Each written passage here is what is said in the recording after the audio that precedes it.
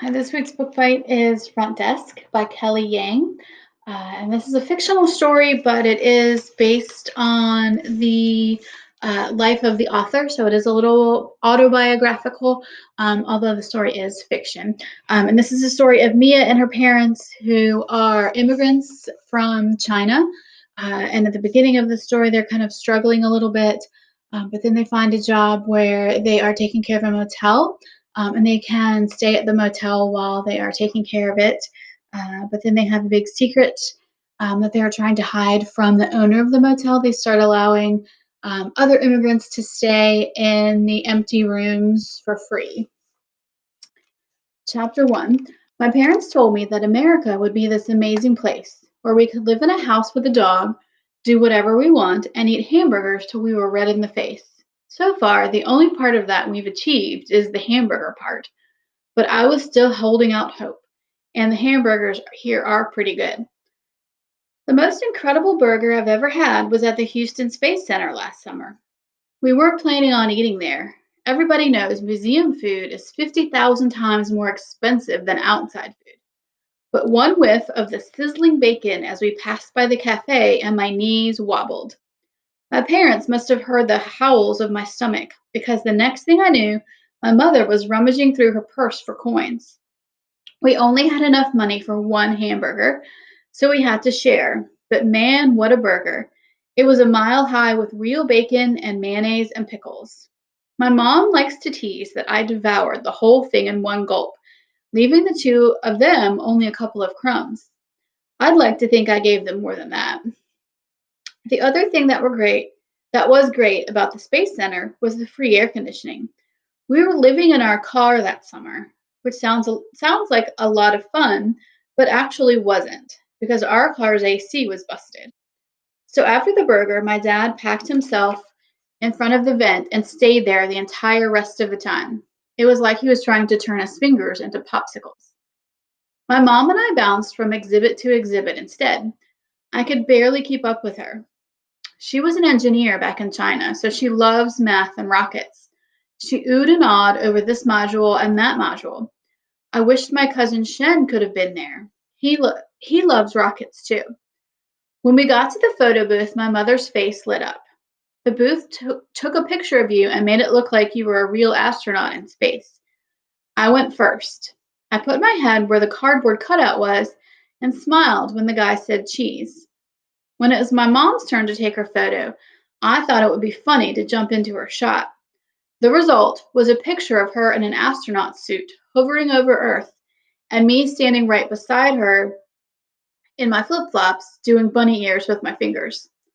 My mother's face crumpled when she saw her picture.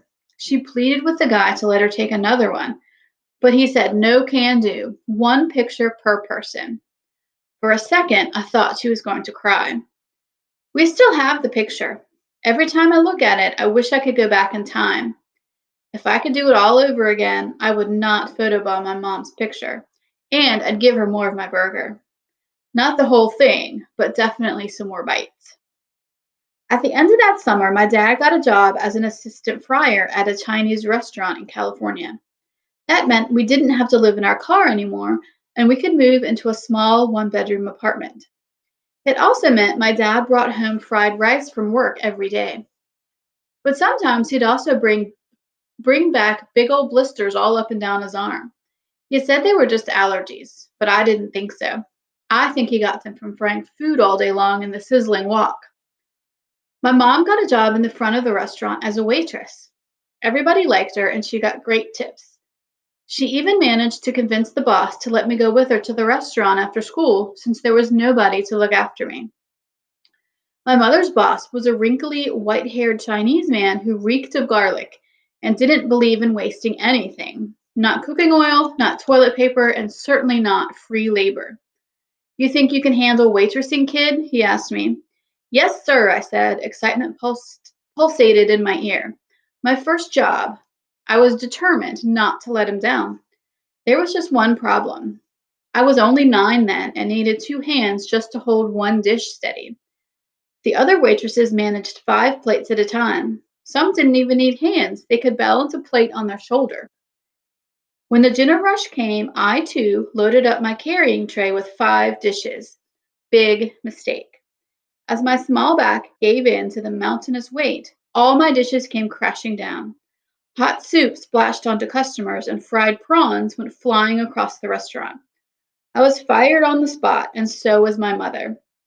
No amount of begging or promising to do the dishes for the next gazillion years would change the owner's mind. The whole way home, I fought tears in my eyes. I thought of my 3 cousins back home. None of them had ever gotten fired before. Like me, they were only children as well. In China, every child is an only child, since the government decided all families are allowed only one. Since none of us had siblings, we were our siblings. Leaving them was the hardest part about leaving China. I didn't want my mom to see me cry in the car, but eventually that night she heard me. She came into my room and sat on my bed. Hey, it's okay, she said in Chinese, hugging me tight. It's not your fault. She wiped a tear from my cheek. Through the thin walls, I could hear the sounds of husbands and wives bickering and babies wailing from the neighboring apartments, each one as cramped as ours. Mom, I asked her, why did we come here? Why did we come to America? I repeated. My mother looked away and didn't say anything for a long time. A plane flew overhead and the picture frames on the wall shook. She looked in my eyes. Because it's freer here, she finally said, which didn't make any sense. Nothing was free in America. Everything was so expensive. But Mom, one day you'll understand, she said, kissing the top of my head. Now go to sleep. I drifted off to sleep, thinking about my cousins and missing them and hoping they were missing me back. After my mother got fired from the restaurant, she got very serious about job hunting. She called it getting back on her horse. It was 1993, and she bought every Chinese newspaper she could find. She pored over the job section with a magnifying glass like a scientist. That's when she came across an unusual listing. A man named Michael Yao had put an ad out in the Chinese newspaper looking for an experienced motel manager. The ad said that he owned a little motel in Anaheim, California, and he was looking for someone to run the place. The job came with free boarding, too. My mother jumped up and grabbed the phone. Our rent then cost almost all my dad's salary, and who said things in America were free? To her surprise, Mr. Yao was equally enthusiastic. He didn't seem to mind that my parents weren't experienced and really liked the fact that they were a couple. 2 people for the price of one, he joked in his thick Taiwanese accented Mandarin when we went over to his house the next day. My parents smiled nervously while I tried to stay as still as I could and not screw it up for them, like I'd screwed up my mother's restaurant job.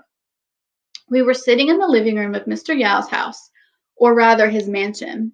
I made myself look at the floor and not stare at the top of Mr. Yao's head, which was all shiny under the light, like he had been painted in egg white. The door opened and a boy my age walked in. He had on a t-shirt that said, I don't give a, and underneath it a picture of a rat and a donkey. I raised an eyebrow. Jason, Mr. Yao said to the boy, say hello. Hi, Jason muttered. My parents smiled at Jason. What grade are you in? They asked him in Chinese. Jason replied in English, I'm going into 5th grade. Ah, same as Mia, my mom said. She smiled at Mr. Yao. Your son's English is so good. She turned to me. Hear that, Mia? No accent. My cheeks burned. I felt my tongue in my mouth like a limp lizard. Of course he speaks good English. He was born here, Mr. Yao said. He speaks native English. Native. I mouthed the word. I wondered if I worked really hard, would I be able to speak native English one day? Or was that something completely off limits for me? I looked over at my mom, who was shaking her head. Jason disappeared off to his room, and Mr. Yao asked my parents if they had any questions. Just to make sure we can live at the motel for free, asked my mom. Yes, Mr. Yao said. And what about? My mom struggled to get the words out. She shook her head, embarrassed to say it. Will we get paid? Oh, right. Payment, Mr. Yao said, like it hadn't dawned on him at all. How's $5 a customer? I glanced at my mom. I could tell that she was doing math in her head because she always got this dreamy smile on her face. 30 rooms at $5 a room. That's $150 a night, my mom said, her eyes widening. She looked at my dad. That's a lot of money. It was a humongous amount of money. We could buy hamburgers every day, one for each of us. We wouldn't even need to share. When can you start? Mr. Yao asked. Tomorrow, my mom and dad blurted out at the exact same time. Mr. Yao laughed. As my parents got up to shake his hands, Mr. Yao muttered, I have to warn you, it's not the nicest motel in the world. My parents nodded. I could tell it made no difference to them what the motel looked like. It could look like the inside of a Greyhound bus toilet for all we cared. At $150 a day plus free rent, we were in. So you can read more about Mia and what happens when they get to the motel. Again, this is Front Desk by Kelly Yang. And you can fill out the book dash form, and I'll deliver this book or any other of our library books to your first block class.